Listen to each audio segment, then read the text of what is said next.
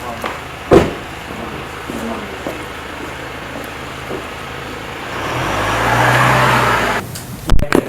Father, we thank you this Monday morning. We pray for our country. We pray for the people of Kenya. We pray for the government. We pray for the presidents. We pray for ourselves. We pray that you bless our country.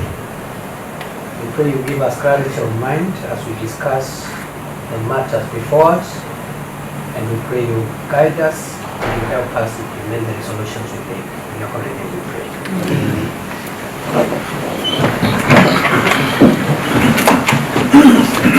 Now, let's have the forum.